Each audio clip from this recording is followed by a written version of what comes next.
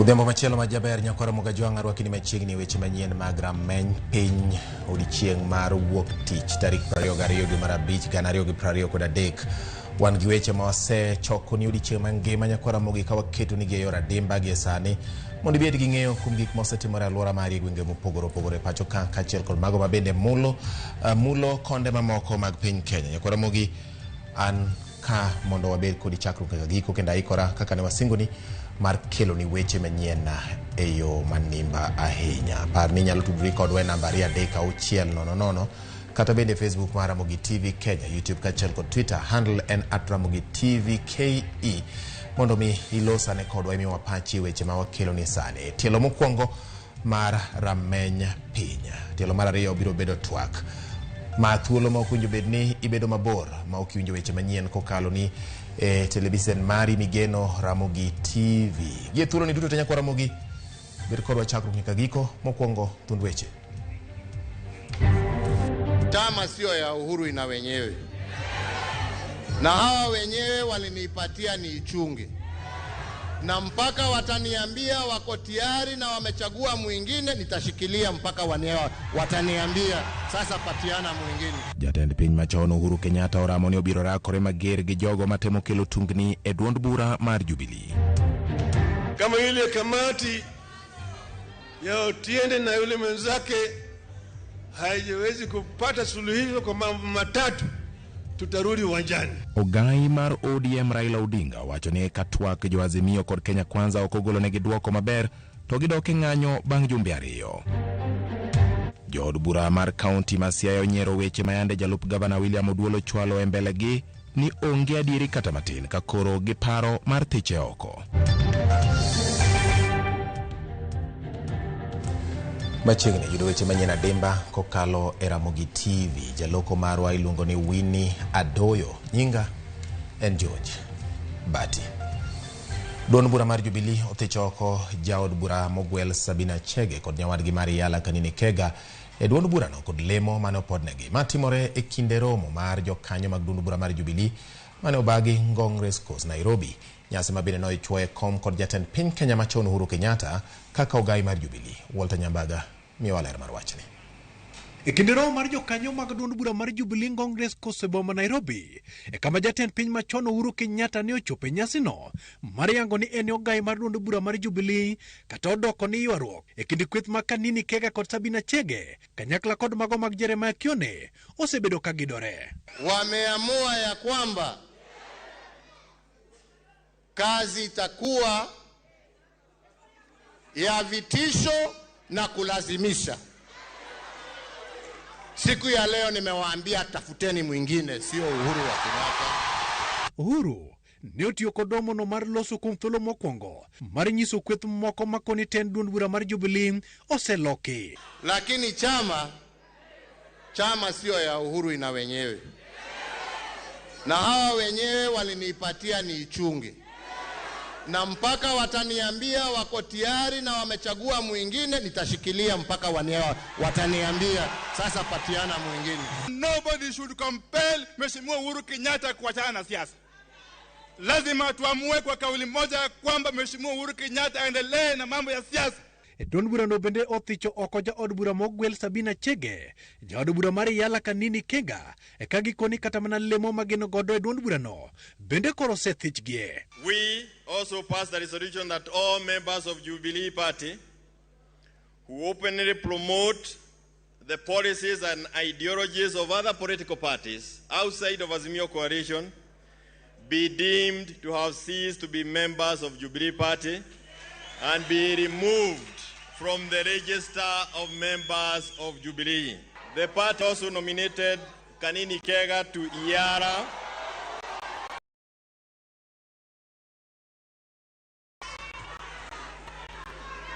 The two members joined and incited a rebellion within Parliament with the sole aim of selling Jubilee to Kenya Kwanza coalition. From that point, the decision of cessation of membership of the individuals aforementioned be communicated to all the speakers of the National Assembly and the Yala Assembly. As many of that opinion say yes? As many of the contrary opinions say no. The yes have it. Kenyatta okoni duond bura mar Jubilee podo nyonoren kata odoko ni teme kod buok moko mag weche siasa. Tukamaliza kwa amani na tukapatiana uongozi kwa amani jameni. Hadharani mchana. Hata wakati wananitukana mimi nikakaa kimya tu nikasema sawa.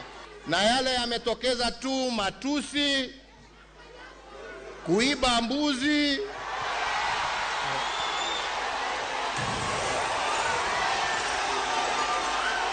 kuchoma mashamba,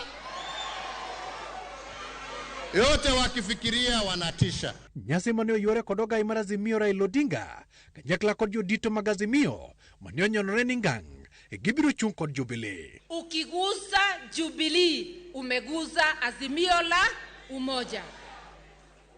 You touch any one of us, you touch all of us. Kenya Kwanza want to ensure Jubilee as a party does not continue to exist on this side of the aisle. Bang timo lokruoge ne duond bura mar Jubilee mane en jatend piny Uhuru Kenyatta luoni koro en amen mapek mar tiego duond burano ka bende ochiwo siem mager ne olethe ma oluwo ni kod chenro mar yueyo duond burano. Walter Nyambaga, Ramogi TV, Ngong, Nairobi. Pudwan mane mago motende kod weche mag duond bura mar Jubilee. Jaod bura mar Yala Kanini Kega onyero kang mar tend duond bura mar Jubilee mar thiche oko e duond burano kanyakla kod jaod bura mogwel Sabina Chege. Kega oramo ni en jagoro maduong' mar duond burano kendo ni romo ma kawuono mar kuku mar Jubilee ne ok en mopuodhi. Obogo mar chwalo ng'ur mar gedo ka okoni Uhuru Kenyatta ok en ogai mar Jubilee. Participation by the said former officials in any Jubilee activity is of no consequence. It is not binding on the party. We wish to inform our MCAs who have received any communication from the former Secretary General to ignore such communication. It is unfortunate that the former president has chosen to be on the wrong side of history by defying a legitimate decision of the party organ, and more so, he ceased being the party leader of Jubilee Party on the 14th of March 2023, as per Section 6 of the Presidential Retirement Benefit Act. He has no powers to call or chair any party meetings. Such impunity is unacceptable and illegal, and it taints the reputation of the office of the retired president. The party will not shy from taking further disciplinary action against the former party leader in order to restore its dignity and reclaim its rightful place in the country. Ogai mar Azimio la Umoja Wan Kenya Raila Odinga obuogo mar ni gibiro chako ng'anyo poni twak e kindgi kod Kenya Kwanza okonyo lemo e thuolo mar ndalo 14 kuwuok sani. Raila loso kano yuoro e romo mar Jubilee manobagi e kar Ngong Race Course manitiere Bure, Nairobi. Sisi kama Wakenya hatuwezi kutishwa. Kwa hivyo kama nyinyi mnataka mazungumzo, tulisema mwezi moja. Sasa imebaki siku 14. Siku 14 imebaki. Kama ile kamati ya Otiende na yule mwenzake haiwezi kupata suluhisho kwa mambo matatu. Mambo ya gharama ya maisha. Pili, mambo ya sava. Na tatu ni mambo ya vyama ziwe huru. Tutarudi uwanjani. Kawadhi nyime nyakwa Ramogeni apisa mago kwach kich kotudre kod obila e kaunti ma Kisii omako johala moko mane temo pimo sukari rapim matindo tindo e yor apanda e gweng' ma Magena Kenyenya e sub county ma Kisii. Jatend obila e kaunti ma Kisii Charles Opondo wacho ni ne gimako miyo moro osebedo ka tudore gi jo ohala mamoko mane pimo sukari makamagi mawachore ni owuok e piny libamba ma Tanzania kaachiel kod Uganda. Sukari go ma ichichni gin mabandia wachore ni nitiere gunde ma ondiki nyinge mag kembe mag sukari mamoko e pacho ka. Johala makamago maki okinyi makawuono ka gionge kod kata ratil mar pimo sukari e yo madwarore. Opondo owacho ni gisechiwo milome makamano ni duol mar KEBS gi NEMA mondo mi sukari go odhi opim.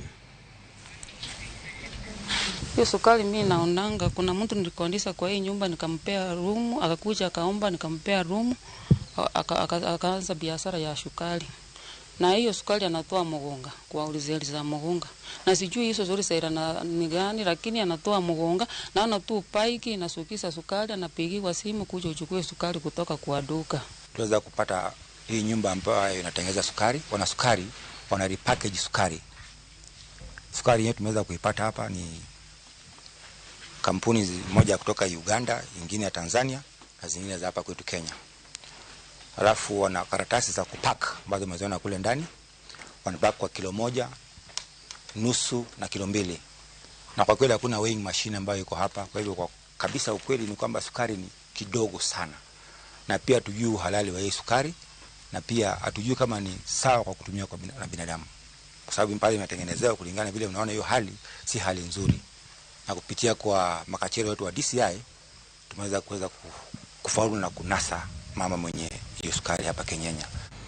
Ogai mar jomin buche pacho ka Nurdin Haji odok ne okang mar wito ko buche mag mibadhi mane omako moko kuom apisas madito mag piny owacho. Haji lero ni onge ketho mora mar lwaro buche go. Wira ni ne otimo kamano kalure kod chike ma pacho ka. Jafwambo marwa Eric Owenga miwa lerno. Nyasi mane obagi jela ma industrial area Boreka no yore gi Haji mane en wenda ma odhial. Nyasi mane en mar sidha yanga chenro manyasani mar luka ka buche mag joketho dhach no chuo thuolo ne ogai mar jomin buche ma thuru Nurdin Haji mar chung kar tiende ewi buche mane olwaro piny.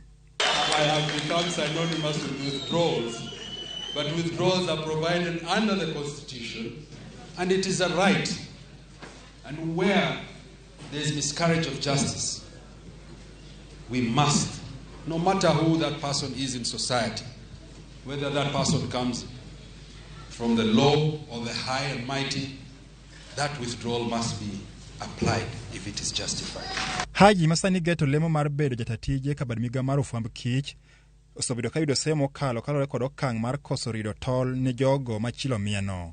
Haji biro chopo nyim kamiti mar od bura mochung'ne weche ma oko gi arita tarik 30 mar dwe ni pono ni owit oko paro mag oganda mapingo gwelo mare. Wengi wenu labda hamkuweza kulipa ile fine na mafidia ambaye koti iliyotoa.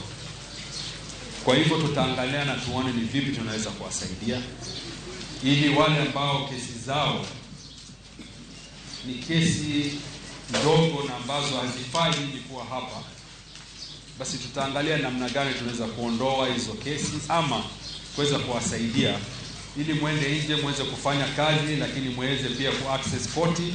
Sechego bende dwaro mar duoko piny oganda manie ute mag twech no twagi gi jokanyo mochung'ne weche mag ratiro. Nimewahi pata watu wenye wamekaa rumend kwa miaka hata zaidi ya miaka 8. Hiyo ni haki? Hata miaka 20. Na hiyo kweli ni haki? Congestion overstretches our facilities which compromises service delivery in the discharge of our mandate. This launch indeed is a step in the right direction. Reducing numbers in prisons will see an improvement in our services, especially rehabilitation of prisoners to prepare them for integration upon release. Twawaomba msaidiane na mwasiliane na ofisi ya ODPP ndio waweze kuangalia hizi kesi zenu. Wengi wenu mrudi nyumbani. Kalore gi bar miga mar jomin wach e thuruka maromo oganda gana 60 nie ute mag twech 134 ma thuruka ka gana 35 gin mago ma podi oko somnegi ketho magi. Wengi wenu mrudi nyumbani na mkirudi tafadhali msirudie.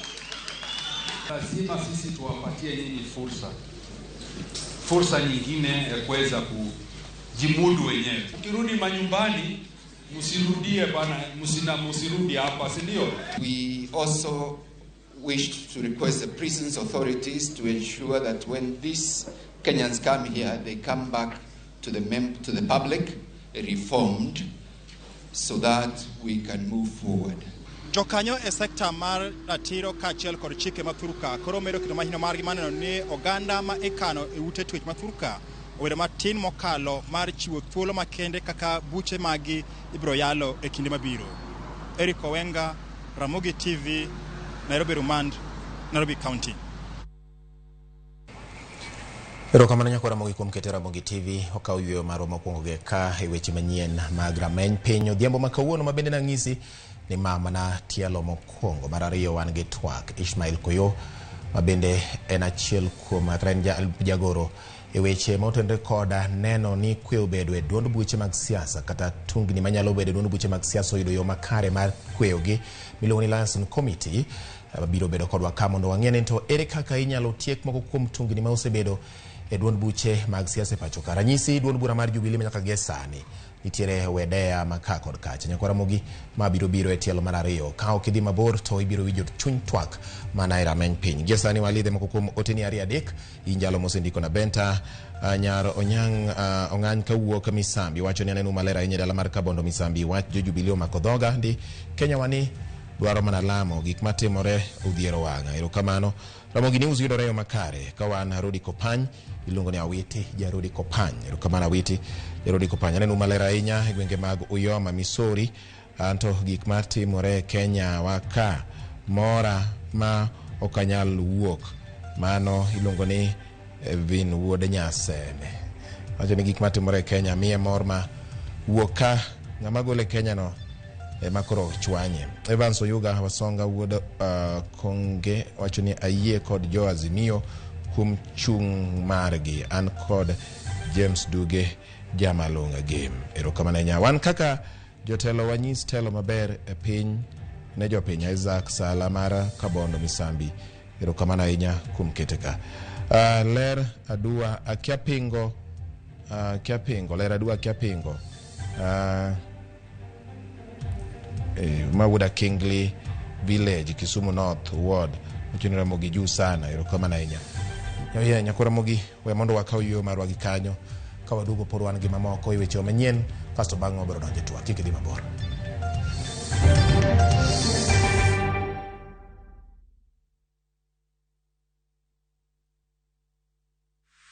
Is bad breath getting in your way? FreshMed mouthwash is formulated with fluoride and essential oils designed to fight bacteria that causes bad breath and tooth decay, working to give you a stronger enamel, fresher breath and healthier gums. For better oral hygiene, try FreshMed today. Available in ice mint and spearmint flavors in all outlets near you. From Tropical Brands.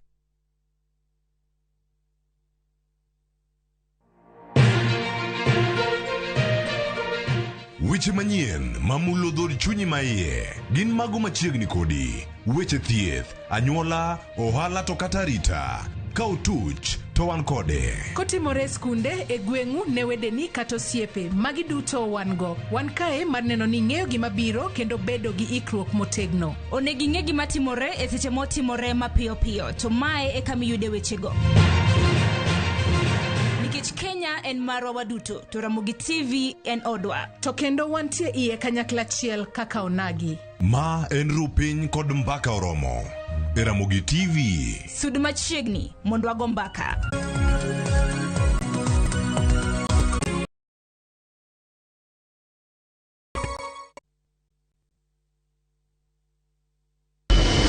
Could have been done with your part of the bargain. I cannot. You bail out now. You get nothing. Follow the story of Yakubu who blackmails his neighbor. No one is too poor to have something to give. What are you talking about? Wait, please. In addition to everything else, he commits a sexual assault against Stella. I know you've been sleeping with my son. He did it.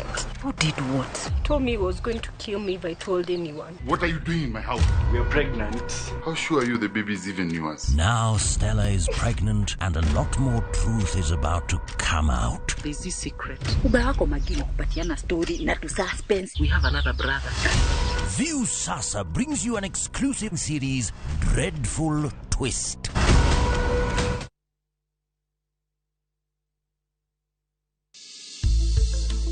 Riwri kodwa tich ariyo e penj laktar.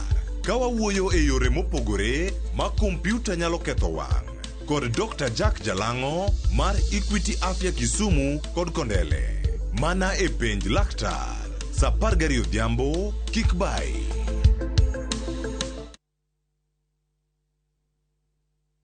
Jijenge na shilingi 1500 guaranteed kila wiki kwa kucheza Kaende Jackpot. Shiriki kwa kutumia 50 bob pekee, cheza na Autopic kwa kutuma neno KJP kwa 29063. Not for persons under the age of 18. BCLB number 416.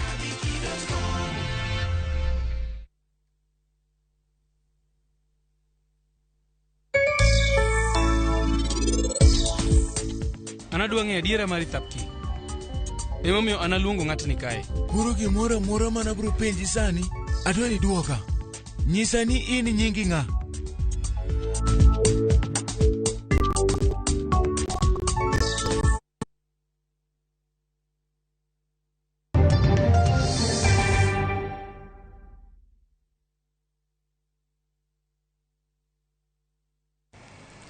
Machiegni kendo nyakwara Ramogi jwang'e weche manyien mag rameny piny wadhi nyime. Dowe wacheji aboro ma itudo kod uso sukari ma okethore kod rambun ma siling 400,000 ng'ato ka ng'ato. Mana kaka iduno koth leronwa burano ma omaki kata omako jotend board kata bad migawo mochung'ne weche mag rango ber mar mwandu e pachoka KEBS. Oke mokwongo tudo uso mar sukari e pachoka.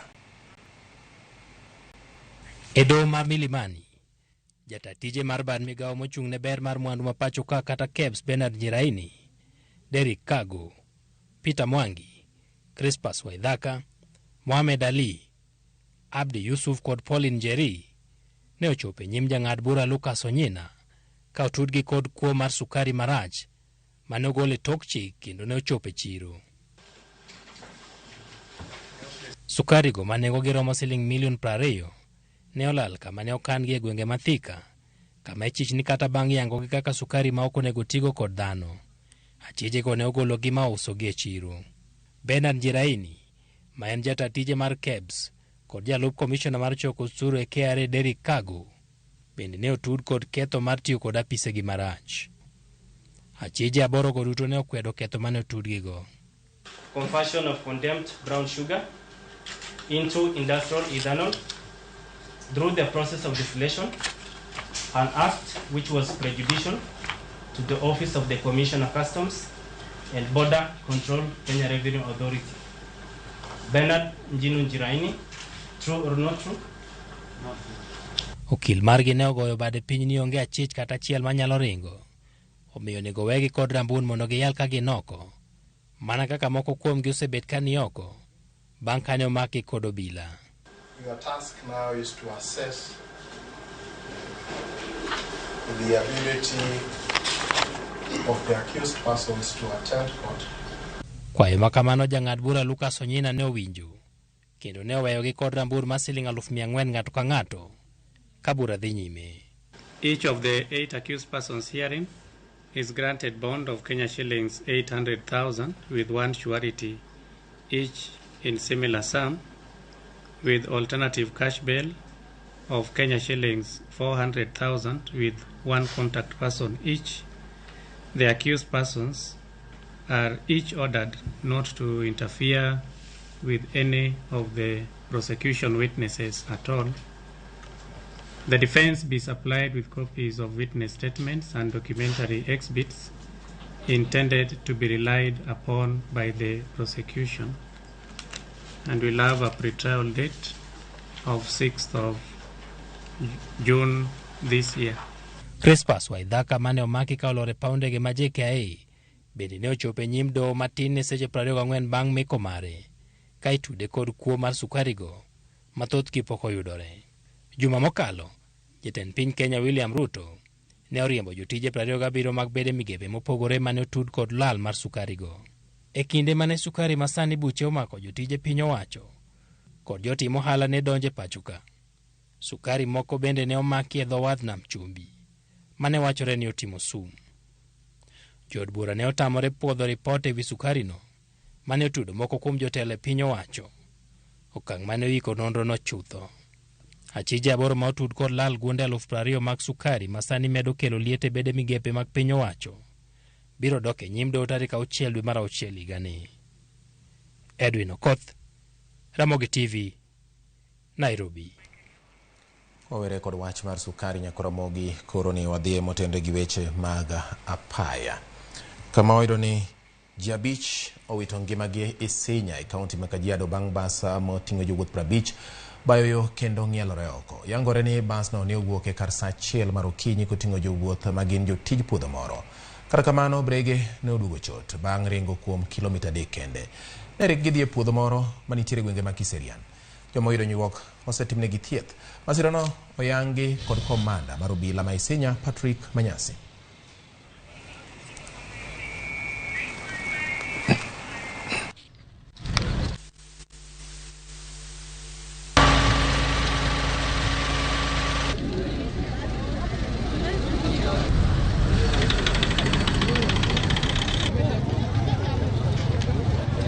Karibu saa 1 na dakika 20 kulitokea ajali hapa. Ilihusu basi ya Ngong Flowers, Ngong Vegetables. Ilikuwa inachukua wafanyikazi kutoka Isinya kupeleka Ngong. Ilipofika hapa, nafikiri ni kama gari lose control because it's a sharp corner. Alafu ikaanguka. Watu hatujajua ni exactly the number of people who are there kwa sababu wenye kampuni na watu yetu wamekimbia in different hospitals ku establish the number of people, but so far at the scene we have lost 4 people and several serious injuries. Doho koro chungo chenro mag nonro ma itimo gi komiti manyicha ne meeting mar nono midhiero mashaka hola kod sekta mar kanise mathurka. Doho ka okang' makamano ka girito biro golo ng'eto mar gi chieng' wuok tich kaponi komiti no ochuogi kaluwore kod chik kata oyo. Matimore ka jadolo Ezekiel Odero to kawuono noyudo fungruok bang' doho golo chik mondo miyawni agulu mag bengi mag kata manyicha ne olor ka itimo nonro kuome. Jafwambo marwa Judith Omondi miyo ler mar wachni. Jumbe matin bang' jatend kweth mar Azimio la Umoja chwalo nyim doho ewi welo mar jokanyo 8 mar duol mane owinjo rang kendo non matut thoe mashaka hola kaachiel kod kanisa mar Good News International Church mar jadolo makoch Paul Mackenzie. Jang'ad bura Lawrence Mugambi ogolo chik odiochieng' ma kawuono mondo miromo kod tich mar jokanyo mar duol no ochungi nyaka wuok tich kama ibiro nyisgi ondamo machielo ma owinjo gi luw. Jokanyo mag duol ni ka otelnegi kod jakom margi ma en jang'ad bura e doho mar apil Justice Jesse Lesit ne ochamo muma tarik 9 kendo ne omi thuolo mar dweche 6 mar golo lipot ewi gino mane okelo tho mashaka hola, yango ji kod riwruoge manyalo bedo ni ne otiyo machiegni kod Mackenzie kod dongo mar kanisa ne maling'ling duto manyalo bedo ni opondo e it kod wang' japiny kaachiel kod golo paro mabiro dino rot mar dongo mag kanisni machal kod mago e ndalo mabiro. It is a daunting task. It is no easy task, but we shall do it to the best of our ability. Okil mar Azimio la Umoja Paul Mwangi ne ochwalo ng'ure nyim doho mar kwedo chuogo apudno ka gikoni en ataro mar chike mag piny Kenya. Komachielo, jadolo Ezekiel Odero oyudo fuong'ruok bang' doho ma Milimani yawo agulu mag bengi duto 5 manyicha olor mondo mi obila thuolo mar timo nonro poni miene kod mibadhi mar luoko omenda. Okinyi makawuono, doho ne okoni bengi 5 kama oting'o Cooperative, NCBA, Equity, KCB kod HFC ne oyaw. Ogai mar obila matin munene ne okono doho ni kaluwore kod lipode magiyudo, bengi go duto onge mane ondiki e nying jadolo no, moro ka moro en mar skul, kanisa kata mag ohala ma itimo kod jadolo no. Ezekiel Odero koro ni thuolo mar tiyo kod aguch bengi nego. Kuom madhi dweche 2 koro, jodolo 2 gi osebed ka iluwo kaluwore kod kit puonj magichiwe kanisa gi, gino ma osemiyo obila ochako apedha ne jodolo ma ichichgo ni chiwo puonj magalagala ne jolamo maggi. Judith Omondi, Ramogi TV. E kinde mamoko timore gwenge mag kadho wadh nam chumbi Ramogi to Homa Bay kocha bende nitiere weche moko. Jadolo Joseph Chenge mar Jerusalem Mowar Church pod ibiro geng'ne kuom ndalo 3 mar chiwo thuolo ne obila mag okwach kich tieko nonro margi ewi weche maluore en kod jokanyo mamage moko maromo 6. Ma en ng'eto mar doho mambita ma ogolo chik mondo med din ne jadolo no kod achije wetene nyaka tich ang'wen mar jumani ma doho no biro golo e chik ka ibiro weye thuolo kod ambun kata oyo. Jang'ad buche e doho mambita Nicodemus Museti otamore winjo kwayo mar obila mag okwach kich mane dwaro ni mondo miwe migi thuolo mar ndalo 30 mar timo nonro ewi jadolo no kod kit puonj ma ochiwe kanisa ne manie gwenge mag Ochieng' Odiere kar chung od bura ma Suba South. Jadolo Chenge ne omaki tich 3 juma mokalo ka obila se kuom tayo kanisa maonge oboke. Missing the respondents on bond at this stage. With regard to the second issue, I take note of the fact that the respondents have been in custody since 17th day of May 2020. It is now 4 days since they were detained. The investigating officer must have covered some ground within that period of time.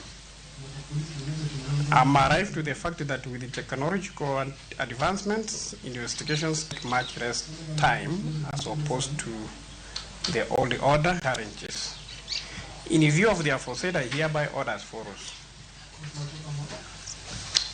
1. The respondent shall be detained at the Mbita police station for a further 3 days to enable the investigating officer to conclude investigations. 2. The respondents shall be produced in court on the 25th day of May 2023 on or before 2:30 p.m.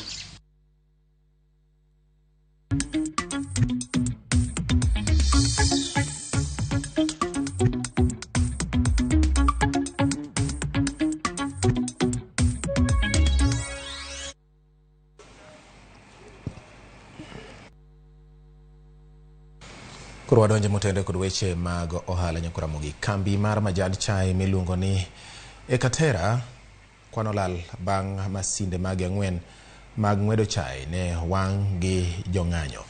Jong'anyo go magin jodak ma gweng' ma Brook e kaunti ma Kericho, jogweng' ma yuto margi thothne wuok e chenro mag ng'wedo majand chai e puothe makono. Giywak ni kembe mag chai oriembogi bang' donjo mag masinde go masani kao tije mane jopiny tiyo.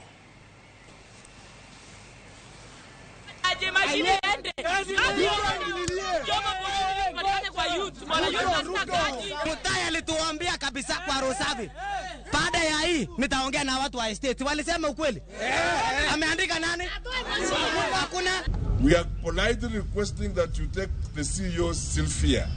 Please return to sender. If you don't have fare, I can organize a ticket as the county government of Kericho. So that Sylvia can live like yesterday, and we have a new person who understands our people here. Sylvia has profiled us, ostracized our people that they are bad, and they've said Kalenjins are stupid and ignorant people, and they don't know what to do. They say we cannot manage and we cannot lead. The last person, senior person here there is Mitei. But now that Mitei is out, they have gone on a rampage to sack every single Kipsigis. Valiant machines, Katera, 2 of them, Mituma, 2 mechanical harvesters, pia Mituma, Weybridge, ya ofisi ilikuwa burned down, Keteba sales shop vandalized, na tinga moja tractor imechoma. That's what we know currently. Almost all the police vehicles, including my vehicle, imepigwa sawa. Jaod bura mamoro ni Onyango Koyokoro kwedo kang' mar medo thuolo ne apisas moko matiyo e kambi matayo kambi mar Agrochemical and Food Company Limited ma biro bang' kambi no yudo lal mar omenda maromo bilion 8. Obogo mar bago ng'anyo poni piny owacho kokalo kuom migawo mar pur obiro buono kwayo margi. Kambi ni kana pesa mane sirkal olo mane ing'iewe mane chake pod ok gichulo nyaka kawuono oseromo about 10 billion. Pesa gi miloso mag operations gi gisepose losses mar about 8 billion. So onge value motimo. Koro wa demand ni kaen manyako duogi to mondo rit mondi tim gibiro ni forensic audit. Check ane to botiyo maber. Losses gi gin moko mabira Nyasaye makelo koso gin manager ne gi joge manager ge moko mohero gi gin magi tujo kuon moko magi pesa wuogo to moko pesa chopo India moko chopo kia kure magi kawo ga miyo pesa ne donj ka ka kwayo ok owinji wan gi chenro war raia koro ing'eni constitution mar Kenya teko mokwongo ni e lwet ng'a ago tung koro ka tung ok owinji to tie raia matelo ne ma en jatich, en japur, en johala, en joma wuotho ka.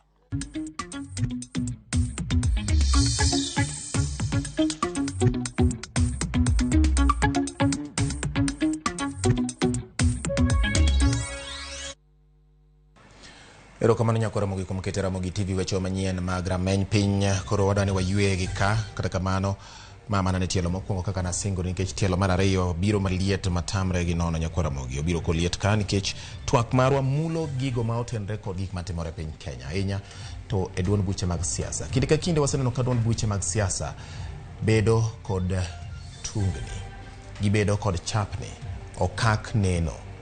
To nitiere aput kata komiti manoketi mondo ming'iane kaka inyalo chwal wach, gibedo kaka jogach kata jothek poni nitiere ng'ore duond buche mag siasa. Kawuono wang'iyo duond bura mar Jubilee kaachiel kod bende pogruoge mamoko moseneno e kinde mokalo e duond buche mag siasa ma pacho ka kod gik ma inyalo tim mondo duond buche mathur ka obed motegno kendo mongirre machopo dwaro mar jopiny kendo luwore kod chike ma oloso duond buchegi. Mane momiyo kapok wadhi e yue nyakwa Ramogi, an gi wendo mara Ishmael Koyo ma bende en jalupa jagoro e weche e komiti mochung' ne weche mag duond buche mag siasa kendo gitemo ng'iyo weche mopogore opogore kuting'o koda ka chike matayo duond buche mag siasa e pacho ka, yore mag ndikruok, kaka winjo bed ni gitiyo, kaka winjo bed ni gitwak kendo tudruok e kind duond buche siasa gi migepe motenre kod weche mag siasa ma koting'o